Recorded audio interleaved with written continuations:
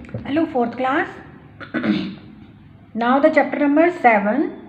This is the last chapter of your SA1 syllabus, keeping safe, यानी कि आप अपने आप को कैसे सेफ रख सकते हो घर में, रोड पर, या जब आप बस में चढ़ रहे हो या उतर रहे हो तब, है ना।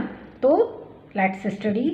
Accidents can occur because of our carelessness. अगर हम केयरलेस होंगे तो एक्सीडेंट्स हो सकते हैं। They may take place at home, at school, our neighbourhood, our road, मतलब रोड पर भी हो सकते हैं, पड़ोस में भी हो सकते हैं, घर में भी हो सकते हैं, और हमें वो तकलीफ़ पहुंचा सकते हैं। कभी कभी हमारी प्रॉपर्टी को भी ये डैमेज कर देते हैं, है ना।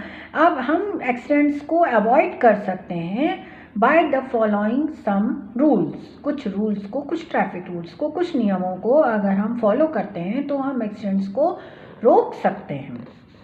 जैसे सबसे पहले सेफ्टी एट होम। तो home is the safest place to live. रहने के लिए सबसे ज़्यादा सेफ प्लेस घर है। बट कभी कभी ऐसा होता है कि इंजरीज हो जाती हैं घर पर।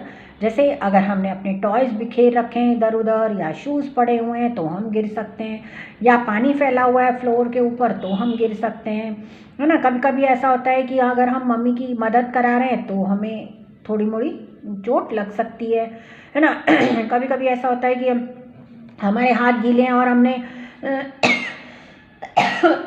सॉरी इलेक्ट्रिसिटी आइटम को टच कर लिया, इलेक्ट्रिकल अप्लायंसेस को टच कर लिया तो हमें चोट लग सकती है ना।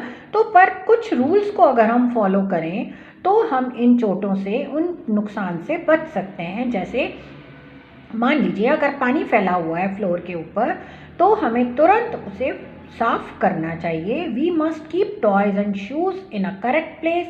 शूज़ और टॉयज़ को जगह पर रखना चाहिए, और एलपीजी स्टोव को और कुकिंग स्टोव को छूना नहीं चाहिए। अगर हम काम कर रहे हैं तो बड़ों के साथ करेंगे। We must check for gas leakage. अगर गैस लीक हो रही है तो तुरंत हमें अपने बड़ों को बताना चाहिए। और इलेक्ट्रिकल अप्लायंसेस को गीले हाथों से नहीं छूना है, वायर्स के साथ नहीं खेलना है। अगर सपोज करो स्विच में से कहीं स्पार्क हो रही है तो तुरंत बड़ों को बताना है ना। ये सारी चीज़ें। और कभी भी दवाई बिना बड़ों की कंसल्ट लिए नहीं लेनी है। अब है सेफ्टी एट स्कूल। अब स्कूल में देखो क्या क्या, स्कूल में भी इंजरीज हो सकती हैं कभी कभी। जैसे आप प्ले ग्राउंड में खेल रहे हो टीम के साथ तो आपको चोट लग सकती है। अगर आप स्विंग पे हो, झूला झूल रहे हो तो, या आप ट्रिप पर गए हो, स्टेयर केस पर उतर रहे हो ना, सीढ़ियों पर चढ़ रहे हो, उतर रहे हो, तो कुछ रूल्स को अगर हम फॉलो करें स्कूल में तो हम चोट से बच सकते हैं। जैसे कि हमें कभी भी स्विंग पर डबल नहीं बैठना चाहिए, है ना, और बहुत ऊंचा नहीं ले जाना चाहिए, और डेस्क पर ऊपर नहीं चढ़ना चाहिए, है ना, और लाइन में चलना चाहिए हमेशा जब हम खेलने जा रहे हैं या बस में चढ़ रहे हैं या उतर रहे हैं। अब है safety in the play ground and in the swimming pool. Swimming pool में और प्ले ग्राउंड में क्या सेफ्टी फॉलो करनी है देखो। An injury can happen to us in the playground or in the swimming pool. We can fall from seesaw. हम seesaw से गिर सकते हैं, स्लाइड से गिर सकते हैं, है ना।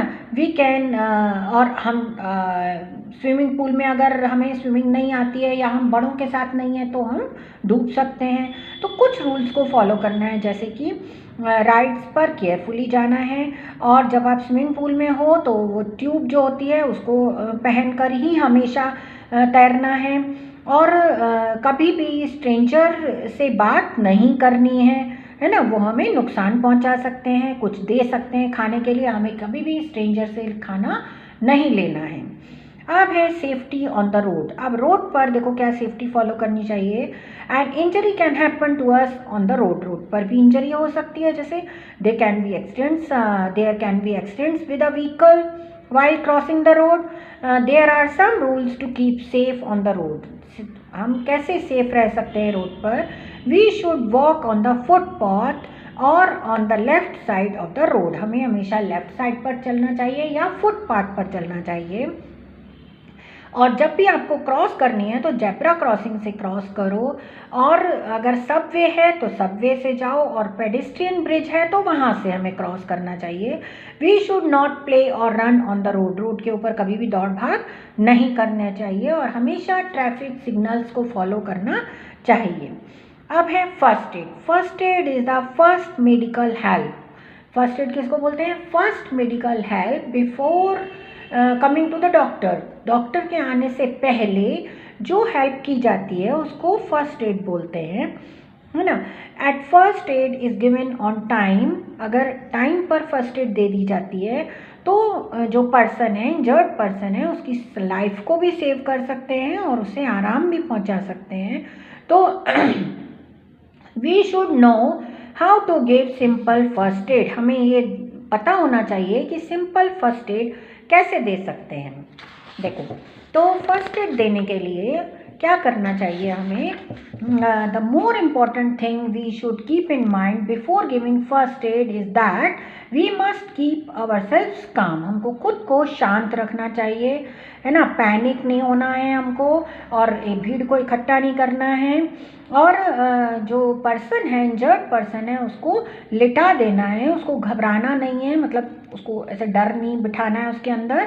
और you can learn to give simple first aid to a person who has got a cut, has been bitten by a bee or an ant, got a burn or has fainted. हमें छोटी छोटी बातें पता होनी चाहिए कि अगर हमें मधुमक्खी ने काट कर लिया, या हम दौड़ रहे हैं तो हमें हल्की सी चोट लग गई, या छोटा मोटा बर्न हो गया, या हम बेहोश हो गए, तो कौन सी फर्स्ट एड हमें देनी चाहिए। If someone gets a cut with a knife, blade or paper cutter etcetera, you must wash the wound with water. हमें सबसे पहले अगर चोट लग जाती है तो पानी से धोना चाहिए, उसके बाद एंटीसेप्टिक लोशन लगाना चाहिए लाइक डिटॉल या सेवलॉन, और फिर टाइटली बैंडेज को बांध देना चाहिए जिससे कि ब्लीडिंग ना हो, और उसके बाद डॉक्टर से एंटीसेप्टिक एंटी टेटनस का इंजेक्शन लगवाना चाहिए। अब if someone is bitten by a bee, अगर मान लो मधुमक्खी काट खा गई तो क्या करना है? तो उसके ऊपर बेकिंग सोडा और कोल्ड क्रीम लगानी है, और उस पर आइस भी अप्लाई करनी है, बर्फ़ लगानी है। अगर मान लो छोटा मोटा बर्न हो गया तो क्या करना है ना, तो तुरंत उसको रनिंग टैप मतलब ठंडे पानी से धोना है, और उस पर आइस पैक लगाना है, और फिर उसके बाद एंटीसेप्टिक क्रीम लगानी है। इफ़ समवन फेंट, अगर कोई बेहोश हो जाता है तो क्या करना है? उसको लिटा देना है, उसके सिर को नीचे करके लिटाना है, और उसके चारों फ्रेश एयर आने देनी है, मतलब विंडो और डोर सब ओपन कर देने हैं, है ना।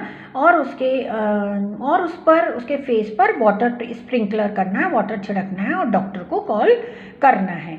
If you follow these rules, अगर आप इन रूल्स को फॉलो करते हो, and give first aid to people in need, अगर किसी को ज़रूरत है उसको आप फर्स्ट एड देते हो, तो you can keep safe and help others keep safe too. तब आप खुद भी सेफ रह सकते हो और दूसरे को भी सेफ रख सकते हो। Now the syllabus of SA1 is finished. Okay, अब लर्न करना शुरू करो, काम पूरा करके कॉपी चेक करवाओ।